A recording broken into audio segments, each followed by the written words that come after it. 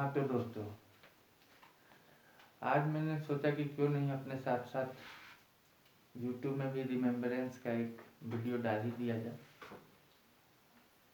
मैं सोचा कि चलो आज मैं कैसे पोर्टफोलियो बनाता हूँ और मैं कैसे स्टॉक चुनता हूँ उसका एक वीडियो YouTube पे अपलोड किया जाए।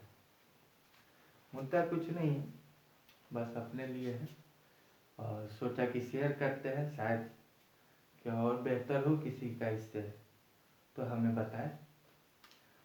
तो जब भी हम पोर्टफोलियो बनाते हैं तो पोर्टफोलियो में अक्सर ये ध्यान रखते हैं कि जैसे कि हमारे थाली हुआ जिसमें हम भोजन करते हैं उसमें सेहतमंद भोजन होता है, वैसे ही पोर्टफोलियो में हमेशा ही सेहतमंद स्टॉक चुने जाते हैं।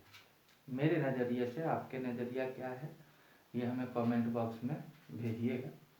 जैसे जैसे हम आगे बढ़ते जाएंगे वैसे वैसे ये देखते जाएंगे कि पोर्टफोलियो एक्चुअली होता क्या है, रहना क्या चाहिए, परफॉर्मेंस क्या होनी चाहिए इसकी, ये सब चीज़ हम ध्यान रखेंगे।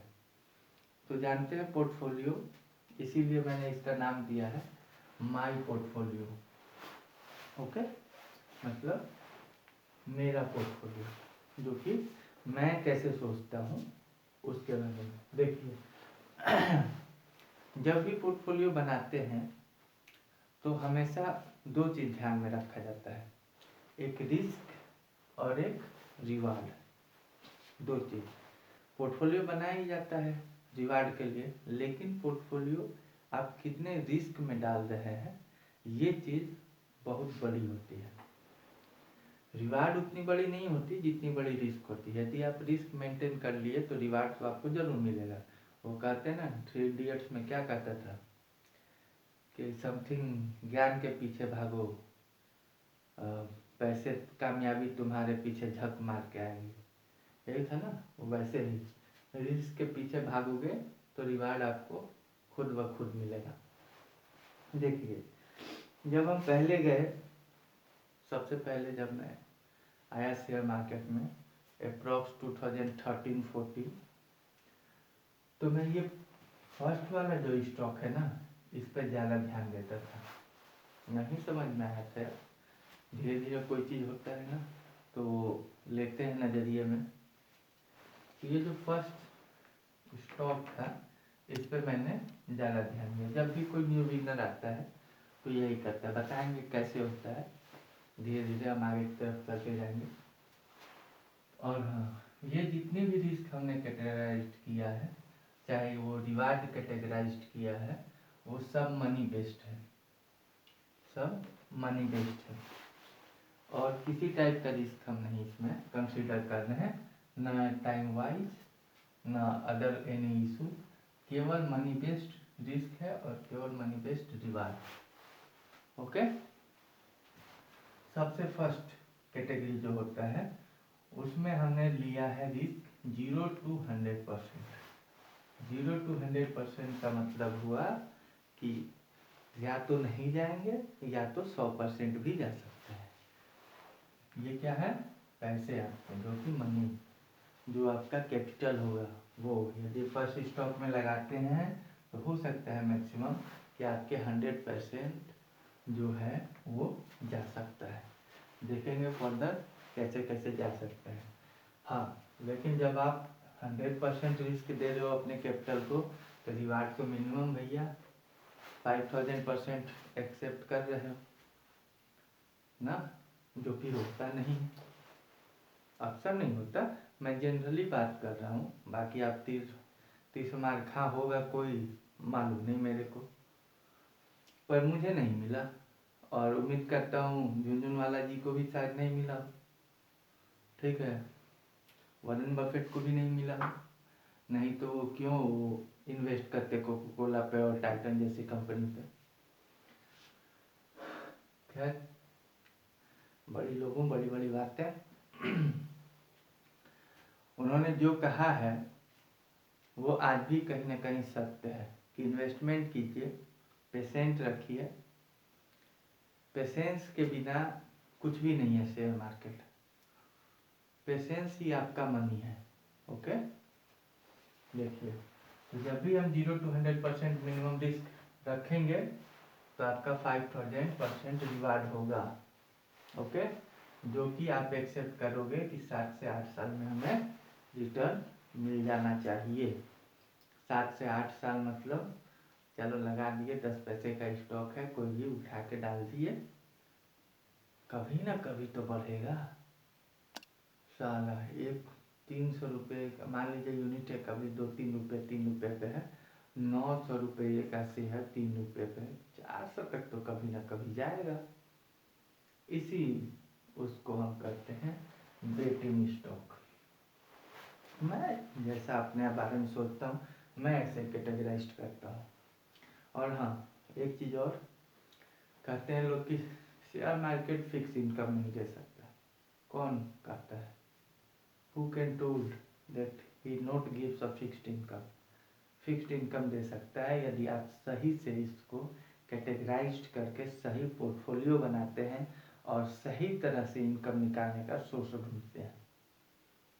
आप वो खिचड़ी टाइप का करके चलोगे ना, कोई भी चीज़, दुनिया का किसी भी चीज़ को आप एक सिंपल मैनर की तरह नहीं लेके चलोगे तो कभी भी आप किसी भी चीज़ में सही गोल अचीव नहीं कर पाओगे। इसलिए डिसिप्लिन, कंटिन्यूटी और मैनर मीन्स पैटर्न भी होते हैं, और आप ये सब चीज़ पे जब तक ध्यान नहीं दोगे तब तक आप सही से अपना गोल अचीव नहीं कर पाओगे। गोल अपनी अपनी होती है। दूसरा जो स्टॉक मैंने लिया है, या दूसरा स्टॉक नहीं, दूसरा जो रिस्क लिया है वो 0 to 90%। बताएंगे कि ये 100, कई लोगों को लग रहा होगा कि 100%, 90%, अरे सर ने तो मिनिमम 60% का रिस्क लिया है, बेवकूफ़ है। लेकिन ऐसा नहीं है।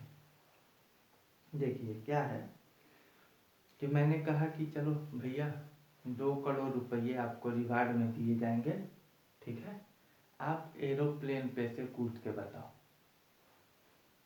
ठीक है, मेरे को ये बताओ कि कितनी प्रोबेबिलिटी है कि आप एरोप्लेन पे से कूदोगे और बच जाओगे?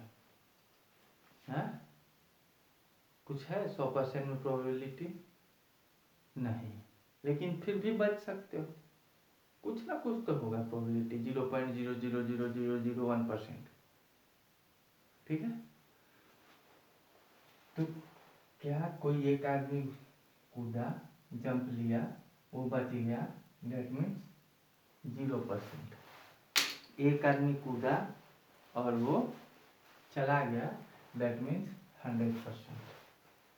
20 आदमी कूदे, 2 आदमी बच गया, 8 आदमी चला गया, दैट मीन्स 10%। तो इसका मतलब ये हुआ कि 0 से 100%, ठीक है, लेकिन मैक्सिमम 100% भी जा सकते हैं। ठीक है, मिनिमम 0% लेकिन मैक्सिमम 100% भी जा सकते हैं। और इस वाले स्टॉक में मैक्सिमम 60% ही जा सकते हैं, डूब नहीं सकता ये। ठीक है, ऐसे स्टॉक चाहिए इसमें हमको जो डूब ना जाए। ओके, तो सेकेंड में हम जो लिए हैं 0 to 90%, ठीक है, वो होता है आपका इंट्राडे स्टॉक। ठीक है, बताएंगे हम एक एक करके कि बेटिंग स्टॉक ये सब के बारे में अगले वीडियो में, लेकिन पहले हम समझ लेते हैं पोर्टफोलियो का पैटर्न कैसा होता है। तो ये इंट्राडे स्टॉक होता है जो कि आपको 1-2% पर डे रिटर्न आप एक्सेप्ट करते हैं। 1 से 2% मिनिमम आप एक्सेप्ट करते हैं रिवार्ड के रूप में। ओके ना। थर्ड स्टॉक जो होता है वो 0 to 80% रिस्क होता है, जो कि 2-3 वीक्स का होता है, और आप उसको 5 to 10% रिवार्ड सोच के चलते हैं। ठीक है, जल्दी जल्दी करते हैं, नहीं तो वीडियो लंबा भी हो सकता है। फोर्थ 0 to 70%, जो कि हाफ टू 1 ईयर्स के अप्रॉक्सीमेट हम टाइम ड्यूरेशन देते हैं कि चलो मैक्सिमम हाफ या 1 ईयर्स, और हम एक्सेप्ट करते हैं 20 to 50%। ठीक है ना। अक्सर क्या होता है कि आदमी सोचता है कि चलो सारे स्टॉक से क्या मतलब, इसमें हमको स्ट्रॉन्ग फीलिंग आ रही है तो चलो इसी में पूरा पैसे इन्वेस्ट कर देते। ये गलती कभी मत करना, ये गलती कभी मत करना। और हम आगे बताएंगे कि कोई स्टॉक का ड्यूरेशन नहीं होता, कि हमने तय किया है कि 20 से 25 ही स्टॉक लेने हैं और हमको 17 स्टॉक ही मिल रहे हैं सही, तो हमको पुराना है 25 स्टॉक, 8 चाहे हम कचरा ही क्यों ना भर लें, जरूरी नहीं है। एक डिसिप्लिन होना चाहिए। देखिए हम कोई एग्ज़ाम देते हैं, ठीक है, मान लीजिए हम लोग जब इंजीनियरिंग में थे तो कंपटीशन का एग्ज़ाम दिए, तो उसमें क्या होता था कि टेक्निकल जो आपके डिपार्टमेंटल एग्ज़ाम हुए उसमें मिनिमम 40% होते थे पास होने के लिए, ठीक है, वो मेरा सब्जेक्ट है, मैंने उसमें 100% ला लिया, ठीक है। जो नॉन टेक्निकल होता था, physics, chemistry, sorry geography, civics, history, current affairs, life science, ये सब जो चीज़ें होती थी उसमें भी पासिंग मिनिमम 40% होता था। हमने 100% तो ला लिया टेक्निकल में, जो मेरा सब्जेक्ट है, बट इंजीनियरिंग वाले जल्दी नॉन टेक्निकल में 40% नहीं ला पाते, सभी नहीं लेकिन कुछ परसेंटेज जो होते हैं वो 40% नहीं ला पाते। मेरा एक फ्रेंड था, मध्य प्रदेश का ही कोई एग्ज़ाम था, याद नहीं आ रहा है कौन सा, बेचारा टेक्निकल में 95% लाया और नॉन टेक में वो 40% पार नहीं कर पाया। यदि केवल वो मिनिमम 40% पार कर गया रहता तो जॉब उसको मिल गई रहती।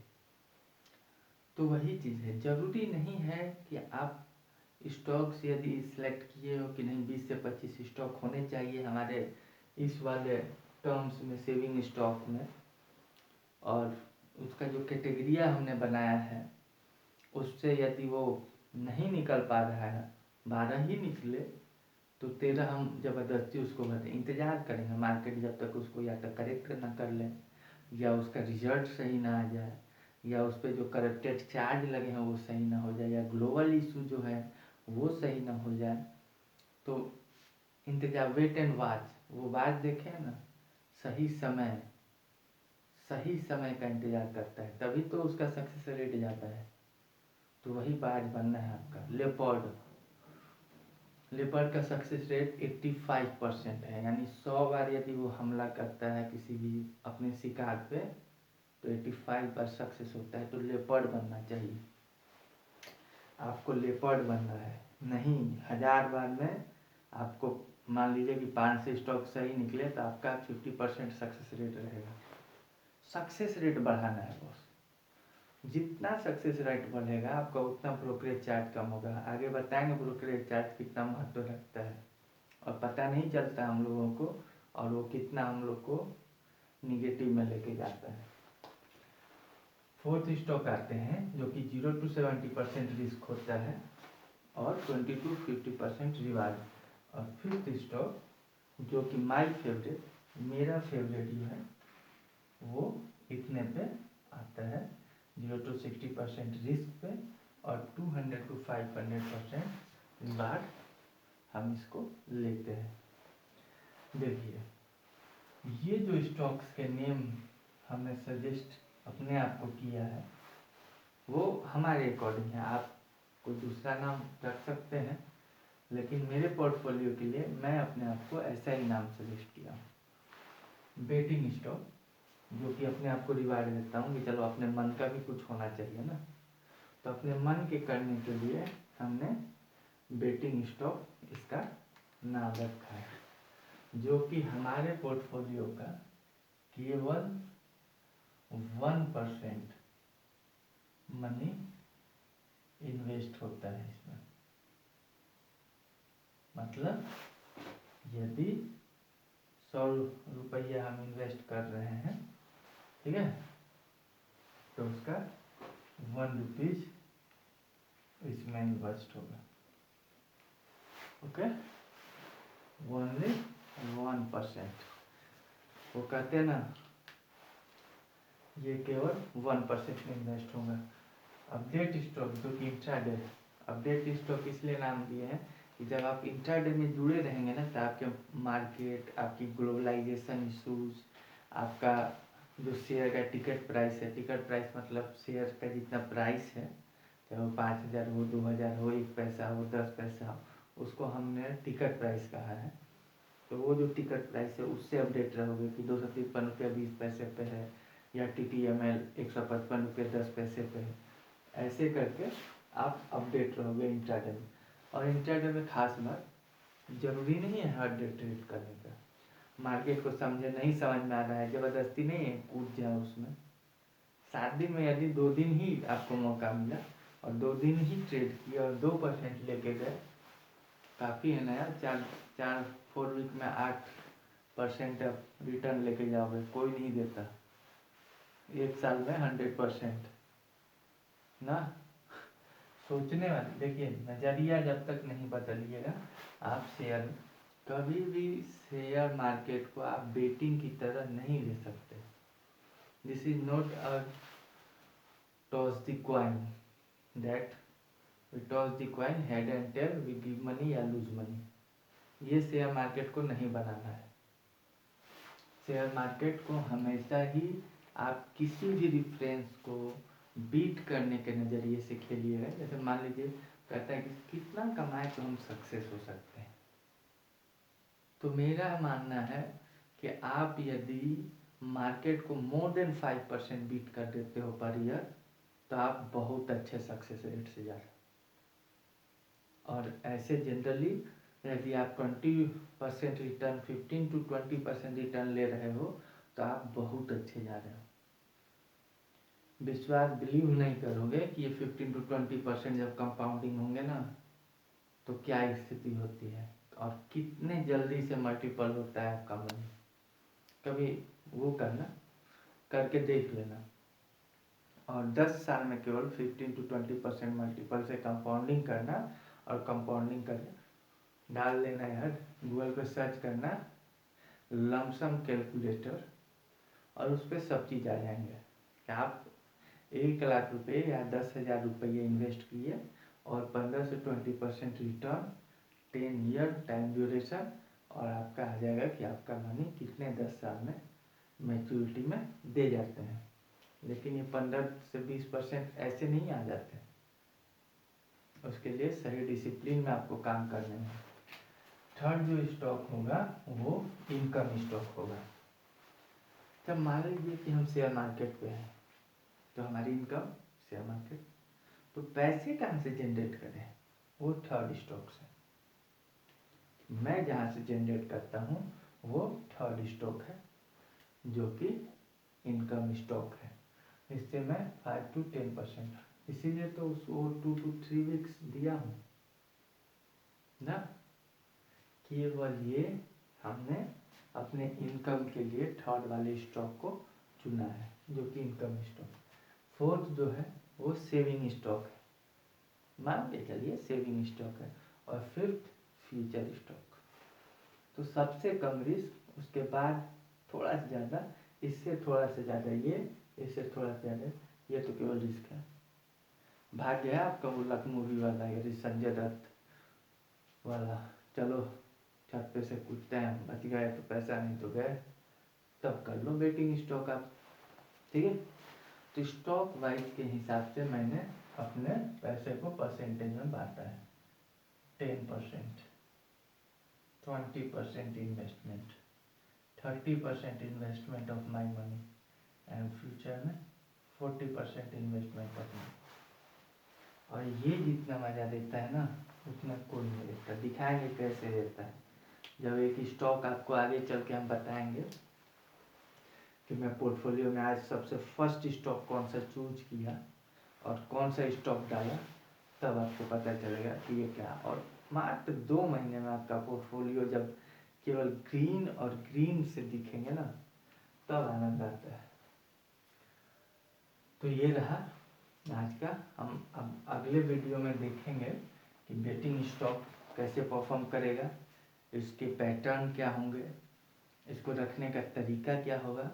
सेकेंड वीडियो में हम कवर अप करेंगे अपडेट स्टॉक, इंट्राडे, मैं कैसे इंट्राडे चूज करता हूँ, किस बात का ध्यान रखता हूँ और क्या क्या चीज़ उसमें सावधानी के रूप में लिया जाता है, ये देखेंगे हम इंट्राडे स्टॉक में।